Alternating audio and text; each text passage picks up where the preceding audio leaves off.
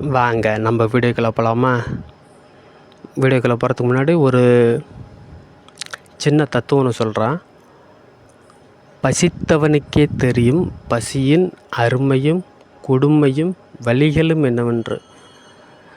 இப்போ தெரிஞ்சிருக்கும் நான் எந்த டாப்பிக்கை பற்றி பேச போகிறேன்ட்டு. இப்போ நான் திருவல்லிக்கேணியில் இருக்கிறேன்.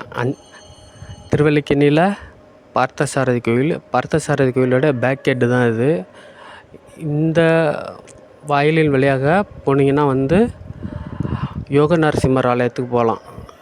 இதுக்குள்ளே அப்படியே பக்கத்தில் பார்த்தீங்கன்னா அன்னதானம் கூட இருக்கும். அங்கே பார்த்தீங்கன்னா சரியாக 11:15க்கு எல்லா நாளைக்கும் போட்டுருவாங்க. சனிக்கிழமை மட்டும் 11 மணிக்கெல்லாம் டோக்கன் கொடுக்க ஆரம்பிப்பாங்க. 11:30 மணிக்கு கரெக்டாக டோக்கனை நீங்கள் வாங்கிட்டீங்கன்னா 12 மணிக்கு அங்கே அன்னதானம் போட்டுருவாங்க. பிஃபோராக ஒரு 15 நிமிஷம் முன்னாடி போகிறதுனால ஒன்றும் தப்பு கிடையாது. ஒரு சில நாளைக்கு கொஞ்சம் கூட்டம் அதிகமாகிடும். சனிக்கிழமை மட்டும் 11 மணிக்கெல்லாம் நீங்கள் அங்கே உள்ளே இருக்கிற மாதிரி பார்த்துக்கிடுங்க.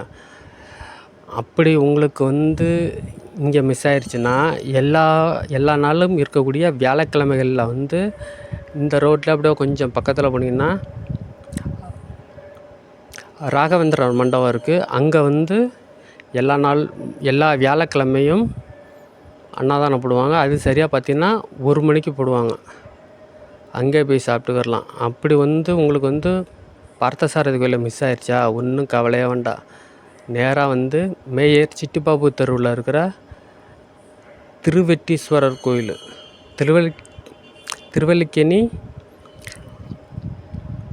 ஹை ரோட்டில் இருக்கிற மேயர் சிட்டிபாபு தெருக்கு பக்கத்தில் இருக்கிற திருவெட்டீஸ்வரர் கோயில். இந்த கோயிலுக்கு வந்தீங்கன்னா 12:30க்கு சரியாக பார்த்தீங்கன்னா 12:15க்கே நீங்கள் கோயிலில் இருக்கிற மாதிரி பார்த்துக்கிறங்க. 12:30க்கெல்லாம் கரெக்டாக அன்னதானம் போட ஆரம்பிச்சிருவாங்க. இங்கே நீங்கள் சாப்பிட்டுக்கிறலாம். எதுக்குடா இந்த வீடியோ அப்படின்னு பார்த்தீங்கன்னா வெளியூர்லேருந்து படிக்கிறதுக்காகவும் வேலை நிமித்தமாக நிறைய பேர் வருவீங்க. எல்லா நாளும் நம்மள்ட்ட கையில் காசு இருக்குமான்னு பார்த்தா அது சொல்ல முடியாது.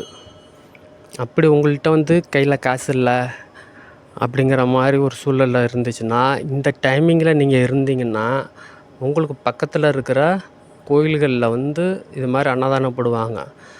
அதில் போய்த்து நீங்கள் சாப்பிட்டுக்கலாம். உங்கள்கிட்ட கையில் காசு இருக்கிறப்பவும் யாராச்சும் இந்த மாதிரி பசிக்குது அப்படின்னு சொல்லி கேட்டால் அவங்களுக்கு நீங்களும் ஏதாச்சும் தர்மம் பண்ணுங்க.